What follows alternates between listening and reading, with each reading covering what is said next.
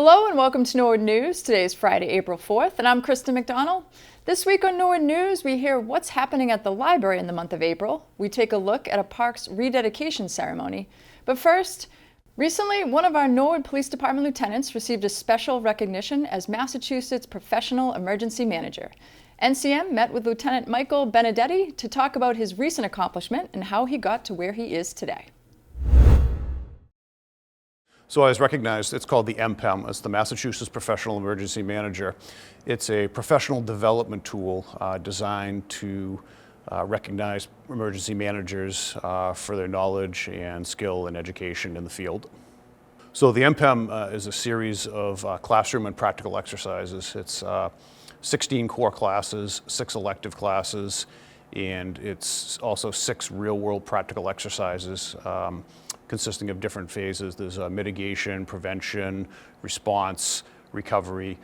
Basically, most of the practical things I have been able to complete in my duties as a lieutenant with the police department, and the classroom portions were separate. I believe there were 6 people this time from across the state. They do it quarterly. They have regional coordinator meetings, and usually 4 times a year they recognize 3 to 4 people each time. So it's a fairly small group across the state. I feel like I've been able to bring back some knowledge to the police department, and it's also going to benefit the citizens of Norwood to have some enhanced capabilities with the police department, to have some more emergency management knowledge. I certainly would like to thank Chief Padden. When he took over the department, he had the foresight to bring us into a greater role in emergency management. Sort of an interesting fact, in Massachusetts, by state statute, every city and town needs an emergency manager. They actually don't need a police chief, they don't need a fire chief. There are a lot of towns in western Massachusetts that are small that the state police cover. There are a lot of towns down the Cape that have like independent fire districts. But every city and town has to have a dedicated emergency manager. In Norwood, that is actually the town manager, Tony Mazzucco, and the assistant is the fire chief, Tim Bailey. Chief Padden, when he took over the department, realized that the police department really needed to play a little more active role, so he made the position of emergency management coordinator. So my job is to coordinate both with our public safety partners, and again, fire is wonderful with Chief Bailey, the great partner, and again with the DPW, the light department, so to get all departments on the same page to prepare for any type of emergency or disaster that may happen. Norwood's election on April 7th is mere days away, and NCM has all the information about the live broadcast for our election night results coverage. Hey everybody, Norwood's local election is on Monday, April 7th, and Norwood Community Media will be live bringing you the results. Tune in to the NCM government channel just after 8 p.m. and join me to see the results of the 2 contested races, Board of Selectmen and Board of Health, as well as the uncontested results. Stay tuned for the latest updates on the NCM government channel on Monday, April 7th.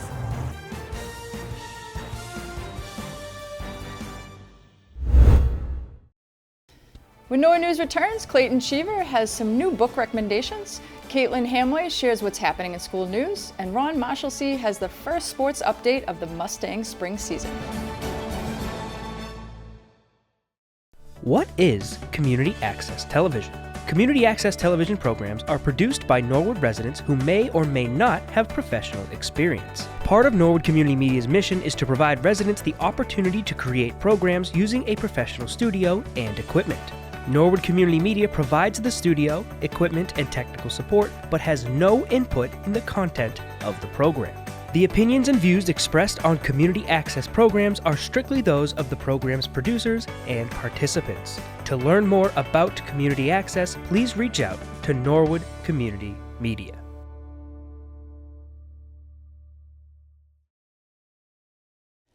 The Morrill Memorial Library and NCM continue to collaborate to share all the great things happening every day at the library.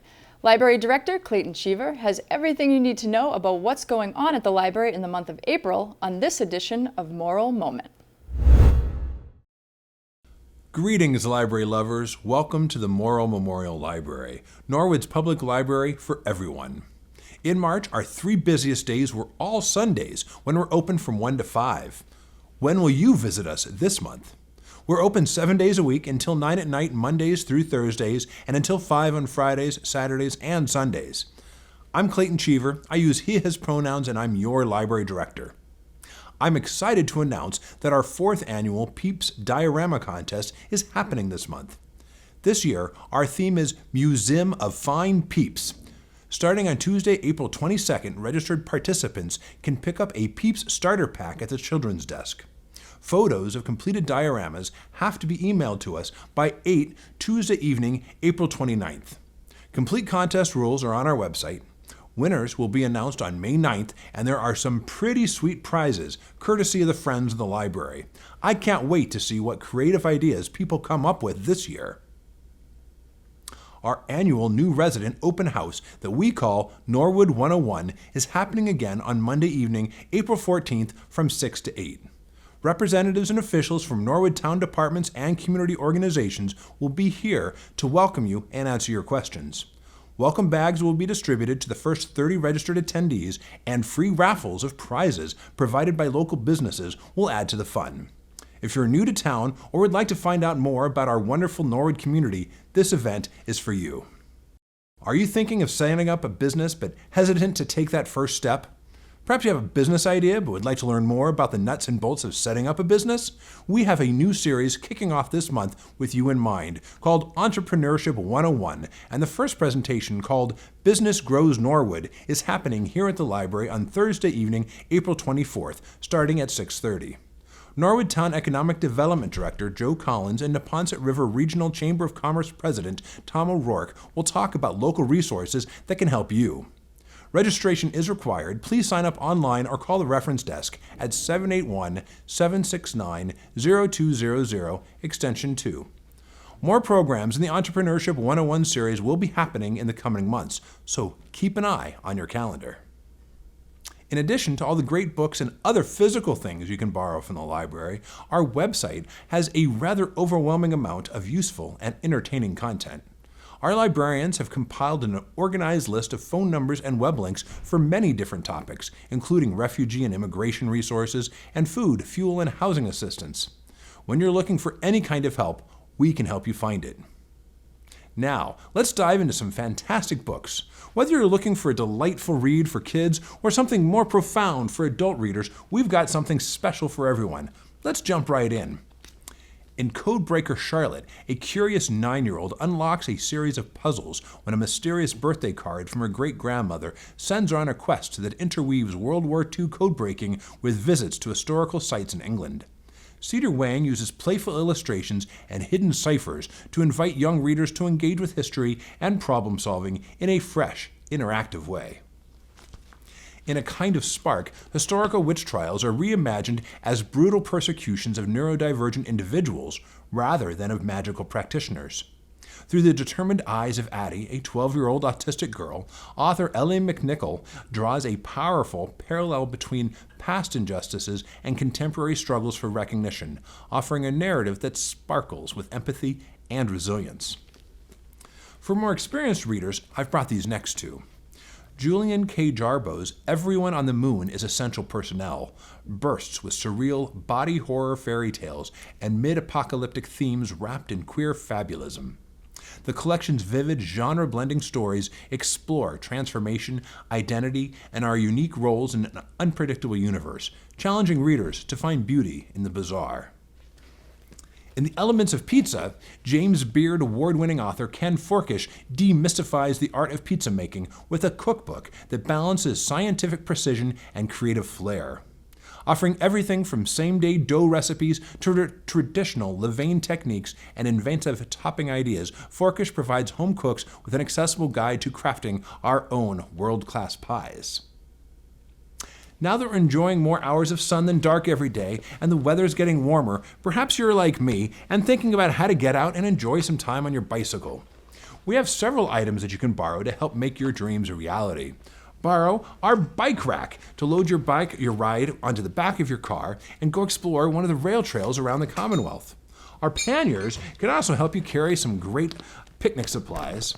And our bike repair kit can be super helpful if you need some tools.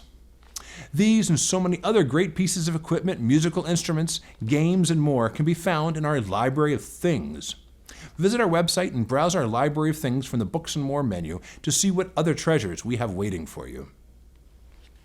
Before I sign off, I want to thank our dear friends of the library. Anytime the library is open, you can browse their ongoing book sale in the nook just by the door to our parking lot. Their spring book sale will start on Friday, May 2nd, so if you've been meaning to bring those in some donations, these weeks before the sale are a great time to give. The Friends provide program support throughout the year, including the funds for crafts and supplies for programs for kids and teens. This month, they also provided the funds for our Climate Ribbon Project out in front of the library, the Adult Puzzle Race on April 19th, and the prizes for the Peeps Diorama Contest. Please make sure you have an active membership in the Friends and support them whenever possible, as they make possible so much of what we present here. We are so grateful for all the support. That's a wrap for this Moral Moment. I'm Clayton Cheever, your guide through the wonders of the library, wishing you an amazing April. We can't wait to see you at the library. Until next time, happy reading. Last Saturday, members of the Board of Selectmen and Community Preservation Committee gathered at Morse Hill alongside the Honor Guard and other town officials to rededicate the Morse Hill Veterans Memorial Park. Chair of the Board of Selectmen, Bob Donnelly, recaps how the ceremony went. Hi, this is Bob Donnelly from the Board of Selectmen. I'm here just to talk about a recapping an event that happened here at Morse Hill Veterans Memorial Park at the corner of Washington Street and Mylod Street. We had an event on Saturday to rededicate the park in honor of veterans from all walks of life, from all services, from all conflicts, but particularly recognizing the contributions of veterans from the Morse Hill and South Norwood neighborhoods. So in 23, the Board of Selectmen put in an application into the Community Preservation Committee to upgrade this park, sitting here in a very prominent location in Norwood, the intersection of Washington Street and Mylod Street. The park had always been, I think since World War II, dedicated to veterans. However, having been a resident of the area, in this neighborhood for over 30 years, we kind of recognized that a lot more could be done with this park to pay tribute to veterans, and also at the same time provide a park that is much more accessible, prettier, and walkable for people in the neighborhood and all residents of Norwood. So we had the event. We had 3 speakers. I spoke on behalf of the Board of Selectmen. We had Catherine Walsh, the chair of the Community Preservation Committee, who spoke about the role of the committee and the role of CPA in funding this park. And also we had Derek Winenstrawn, our veterans agent, who paid tribute to those who have served through all wars and conflicts from the South Norwood and Morse Hill neighborhoods in particular. Some of the enhancements to the park that were added include this gazebo right behind me, a shaded structure for folks to come enjoy a summer's day, a spring day, maybe not a day like today, which is relatively cool. We also added a very nice walking path, benches, and over here we have flagpoles and a new monument stone dedicated as a memorial to veterans. All veterans, but particularly those from South Norwood and Morse Hill. Over here we have a rain garden behind me and new planting of trees. Along the pathway here we see there are some bollards that contain some lighting. For those of you who were driving by this site during the holiday time, we got lots of compliments from folks about how gorgeous the park looked at the holiday. The gazebo was spotlighted with holiday decorations. The trees were lit, and that was part of the process for doing this. That is, not only to recognize veterans, but also being a location that Norwood can be proud of, beautifying the park. A lot of history here at this park, and everybody is really excited that the park has been enhanced in such a way. We want to thank the Community Preservation Committee for accepting our application. We want to thank the Town of Norwood Engineering Department. This park was totally designed by the engineering staff at DPW and Engineering. And we also want to thank all the contractors and DPW staff who worked so hard over the last few months to excavate this site, install these benches, the gardens, the walkway, the gazebo, and of course, most importantly, the monument to our veterans that now sit here. So that was our event on Saturday. It was a relatively cold day, but we managed to get through, and we also want to thank, by the way, the Norwood Police Honor Guard. Their presence here gave even more of a tribute to the veterans, so we thank them as well. So a lot of people to thank. The park is great. Come on out here and enjoy the park. It's a beautiful sight. We hope to see you out here soon. Now let's throw it over to Caitlin Hamway for the latest in school news. I'm Caitlin Hamway, and let's check out what's happening in our Norwood schools. In Norwood High School news, Elizabeth Callahan's journalist students teamed up with Jack Tolman to produce a video story using their written story that was published in the Mustang Gazette. Tolman used their article as a script and recreated their quotes by recording them on camera. Let's take a look. So Matt Pritchard is a current political reporter and sometime anchor, a lot more. Over the past 3 weeks, 3 different journalism industry professionals visited Elizabeth Callahan's Journalism Lab elective to speak about their careers and provide advice for aspiring writers and reporters. The 4 speakers, Josh Brigadier, Brian Sullivan, Matt Pritchard, and Sean Callahan, who came into class, shared examples of their daily work lives in the journalism industry, as well as advice on how to be a good journalist. Some speakers brought in drafts and examples of their work to demonstrate the process of preparing a segment for television news. They also gave the class a chance to ask questions about their careers, education, and experiences. The first speaker was Josh Brigadier, an anchor and sports reporter for WCVB Channel 5's Sports Center 5 team. Besides impressing students with his stories about scooping stories about the Patriots, he also demonstrated the importance of building relationships and making connections. He had a lot of energy, he knew how to keep us awake, and he really got all of our attentions as well. The second speaker in the speaker series was Brian Sullivan, a reporter who covers global extreme weather, a beat that he initially proposed for Bloomberg News. He spoke to the class about the importance of writing and gifted every student with a blank journal. He was a really talented journalist, and I appreciated the journals that he gave us so I can use it for my notes. It was very interesting to learn about the duration of his career, and I will be using that in my future as well. The final speakers were a reporter-photographer team from NBC 10 Boston. Politics reporter Matt Pritchard and news photographer Sean Callahan talked about collaboration and walked the students through how they created news packages. The advice they were giving us to make our writing better was really good. Journalism teacher Elizabeth Callahan thought that this speaker series was a success. I was really proud of our speaker series this year. I think it's incredibly worthwhile to have professionals come into your classroom and share their experiences with students. All right, here we go. Look at me. Brant, one sec. 1, 2, 3. 1, 2, 3. Nice smiles. This was a great lesson for the students to see how different media can work together to deliver the same story. Go to nhsmustanggazette.com and check out all the students' stories. This week, 7th graders at the Coakley Middle School recorded Dear Buddha podcasts. Students worked in groups to write letters seeking advice on various personal or ethical dilemmas. Then they responded to one another's letters as if they were Buddha, offering wisdom inspired by Buddhist teachings. Using Canva, they recorded themselves reading both the letters seeking advice and the enlightened responses. This project encouraged students to engage with Buddhist philosophy while practicing self-reflection and digital storytelling. Oldham Elementary School hosted its annual STEAM night. They had a variety of volunteers to help them have fun while they learned about science, technology, engineering, art, and math. Families were able to experience interactive booths about weather, counting money, playing dice games, creating art, and more.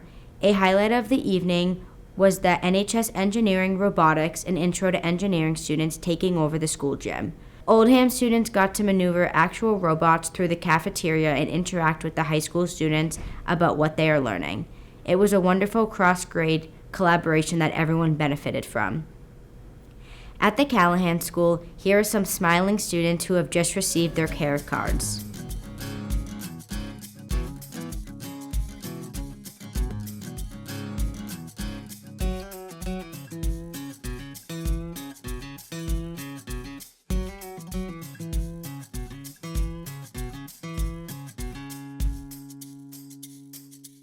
Thanks to the Cleveland School PTO, Tape Art came to the school this week. Half the students in grades 1 through 5 work to create tape murals around the school. The other half will make murals around the school at the end of the month. The students learn different techniques with the tape and use their imagination along with themes in each area. They came out amazing.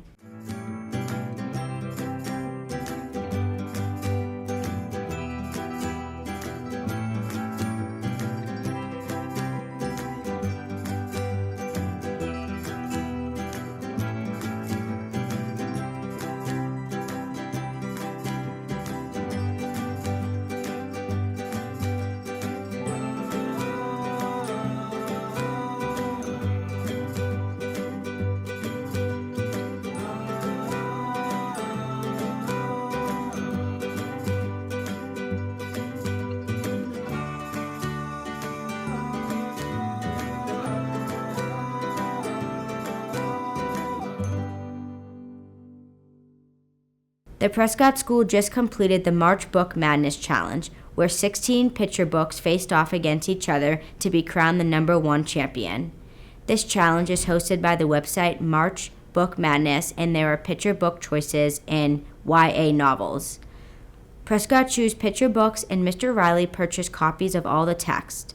Educators recorded themselves reading the stories and posted them to a Google Classroom. Even Assistant Superintendent of Academics Dr. Munoz read a story.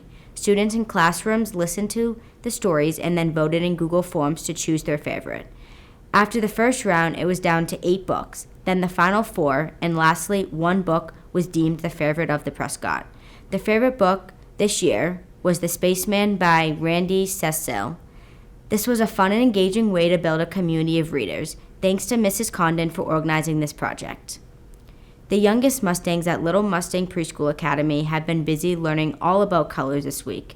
Students had fun exploring colors through books, finger painting, and science experience. Students watched as colored water traveled through a paper towel and filled an empty cup. When 2 paper towels met in an empty cup, a new color was observed. The same observations were made when 2 finger paint colors mixed as well. It was fantastic watching these artists and scientists make their discoveries. The color theme ran through the school as well. Miss Michelle challenged each class to fill a black and white rainbow that she hung in the play space. When students were caught being kind, they were given a colored heart to add to the rainbow. The colors and kindness quickly filled up the halls of LMPA. That wraps up this week's school news. A big thank you to all the teachers who keep us in the loop with their updates. It really helps us see the wonderful things happening in our schools. Reporting from Norwood School News, I'm Caitlin Hamway. And now here's Ron Marshall with the latest in sports.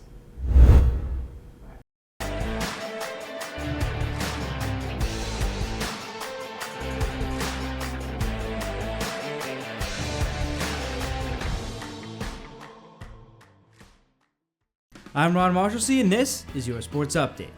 The baseball team begins their season 1-2. They started the year off with a win over in Dedham, 11-3. They hosted Holliston and went to Severian, but couldn't grab the win in either game.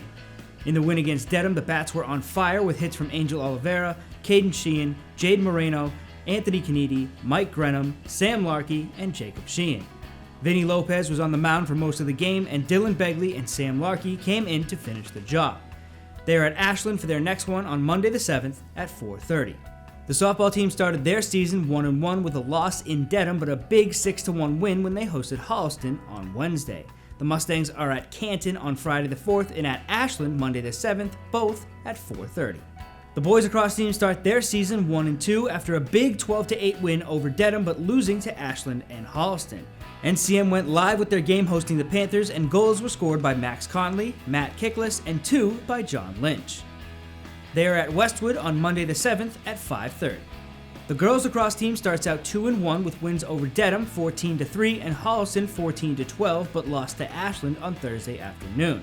In the come-from-behind win against Holliston, Shay Larkey had 5 goals, 10 draw controls, 2 caused turnovers, and 1 interception. Freshman Allie O'Neill had 4 goals, and Bridget Sopel had 6 draw controls.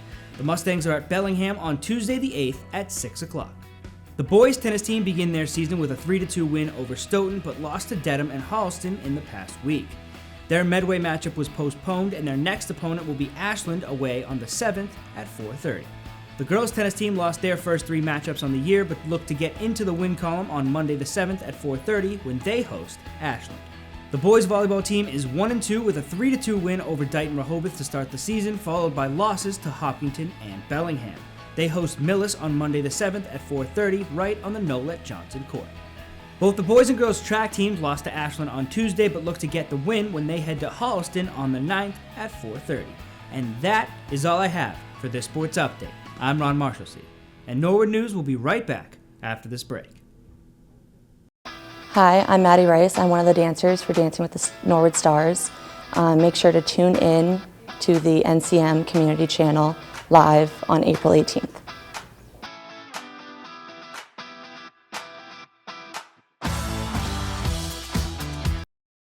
The Board of Health met at the Senior Center on Monday morning. The meeting began with an introduction to Kristen McIntyre, the new regional public health nurse, who was appointed at the previous meeting. Following this, the board engaged in a discussion with the owner of Quick Stop convenience store regarding a recent fine that was upheld. The board then welcomed Katie Reisdorf, the new regional epidemiologist, before receiving updates from both the public health nurse and the environmental health inspector. The meeting concluded with Stacy Lane, the health department director, providing an update, including announcing a new recovery coach program in collaboration with Riverside Community Care. Okay, I have an announcement, hot off the presses. We've been trying to work with Riverside for quite some time now on partnering with them on getting a recovery coach. So to help people in recovery, here is the pamphlet or the flyer that we have. At the next board meeting, we will have someone from Riverside come out and present to you. Good. To just tell you all the things that they have to offer.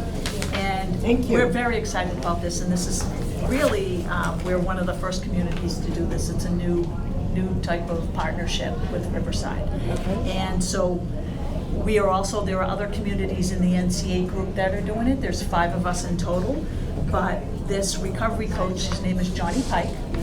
He's looking forward to working with people in Norwood, and it's for anyone in any part of their recovery process. So it could be someone who's looking to start recovery, they want to maybe go into treatment, or they need some assistance, and Johnny could work with them and help them on their journey. It also could be for someone that has been in treatment and they're just getting out of treatment and they need that community support after living and having that support. Or it could be someone who's been in recovery for many years and just needs to touch base with someone. So we're really looking forward to it, and I don't want to get too much into it because Johnny's going to do a presentation. Okay. But there is also an application, an intake form, and what you want to do, it's not like, hey, I know someone down the street or a family member and I'm going to fill out this application and submit it.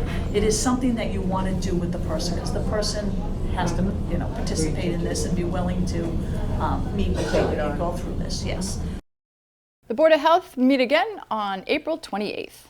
At the Zoning Board of Appeals meeting Tuesday night, 18 Briarwood Lane sought a special permit to construct an addition to an existing building. The special permit is required as the addition would exceed the 25% of the heated square foot area of the existing home. The additional plans called for 31%. After discussions with the contractor, the board approved the special permit. Chairman Mike Sheehan noted that the 25% area rule may soon be changed to 75%, in which the ZBA would see fewer requests for special permits in this area. That change to the law, if approved, will happen at the May town meeting. The Zoning Board of Appeals will meet again on May 6th. On this Living Local, we head down to Washington No. 7, a brand new restaurant packed with rich history. Located at 175 Railroad Ave, Washington No. 7 brings a fresh dining experience while honoring the past. Let's take a closer look at what makes this new spot so special.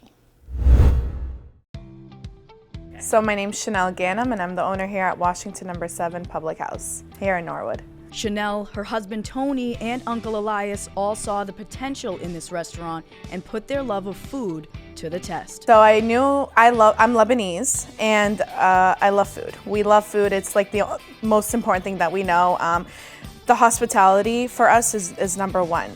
We love to please everyone with like how we cook and food and meals and gatherings. So this just made sense to us. Chanel envisioned a warm and inviting space where everyone could feel right at home. And that was one of the biggest challenges that we had before opening, to figure out, how can we be different? How can I be able to provide something, not provide something, but a space for a community here that's different from everyone else. And I think we narrowed it down by having 3 different sections. So you have the bar section, you have the lounge area, which we're sitting in right now, and then you have the dining. So there's a space for everybody, all ages. Everybody always calls this their living room. So every time someone sits down, they never want to get up because it's so relaxing. You just sit back, have a drink, chatting with your family or friends, and so you get like a little bit of home while you're coming over to my restaurant. Washington No. 7 has a unique history behind its name and the decor that fills the restaurant. In 1872, this wasn't actually considered Norwood. It was considered South Dedham, and there was a firehouse that was called Washington No. 7, and that was like the hangout spot here at the time. And it has so much history behind it, and not only being in like a historical building in itself, even before the Chamois, I wanted to bring a lot of history back into this building because everyone who is from Norwood knows that the more historical and the more history you bring to something, the more people appreciate it. And that's something also being a Norwood local I wanted to bring to the restaurant. So the wallpaper, it took a while to us to get because it is customized, but it has a fire hydrant on it. It has a old, when you're parked, an old paying meter. And I also have a very unique antique fire hydrant here from way back in the day. And so it's just important that I brought that into our restaurant to welcome the firefighters and the police officers. And we have an old original map of Norwood in our dining room, and everyone loves to come and take pictures and look at it because it's the original map of Norwood. And I have a picture over on our wall in the bar area of the old firehouse that had Washington No. 7 on it. Following in the footsteps of a well-known longtime Norwood business, Chanel wanted Washington No. 7 to stand out and create its own unique legacy. It was challenging, but I knew it took us 1.5 years to get this place opened, and the reason why is because we envisioned something, and to see it now come to life is crazy because sometimes you can never put on paper what you envision, you know what I mean? And sometimes never comes out the way you expected, but this 100% exceeded all of my expectations, not only for me, but also, for Tony and my uncle and even our family members. Envisioning this and now seeing it to life is so surreal. That bar, actually, we have recycled it. That is original from the old Shamrock. It was a horseshoe bar to begin with, but I wanted to expand the space to allow more people to come in. And so what we did was cut off the one side of it and move it back. It was in the middle of the restaurant. So by pushing it back, it made it way more available to host more people. And actually those bar stools over there are original as well. It's great quality, The only thing we changed about it was reupholstering the top of it. Washington No. 7 has been warmly embraced by the Norwood community, who constantly step up to support their own.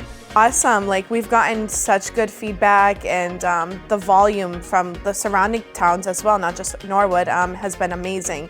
People are loving it, and I love listening to their stories. They always sit down with me and they're like, I'm just reminiscing of the times where I used to come to the Chamois, and now I'm coming, I feel like, to a whole nother world. And they start getting a little emotional when they talk to me about it because of how much time they spent at the Chamois. And now they're coming to something that's totally different with a new concept and new face. Everyone's loving it. So that really makes us feel great too, because none of this would have been possible if it wasn't for everyone. Washington No. 7 not only offers food, it has live entertainment available as well as broadcasted a wide variety of sporting events. So we do have an entertainment license here, and we've already had a DJ, we've had live music, so that's a trend that we're hoping to continue on, is live music every Friday. Trivia night, karaoke. I've already had a baptism here. A lot of people go online and send us inquiries through our website, and I've gotten inquiries for baby showers and bridal showers, so private events is definitely something that we also do here. To learn more about Washington No. 7, visit their website or social media channels. Well, that's a wrap on Norwood News. Make sure to stay up to date with Norwood Community Media by following us on Facebook, Twitter, and Instagram. As always, thank you so much for watching. Have a great weekend.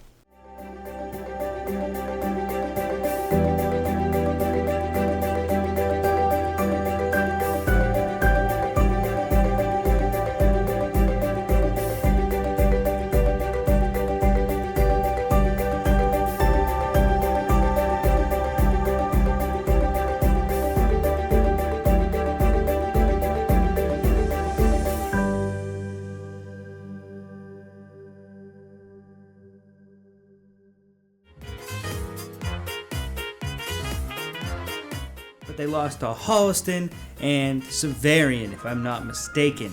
Can't read the teleprompter, but I believe that is what it says. I'm Ron Marshalsea.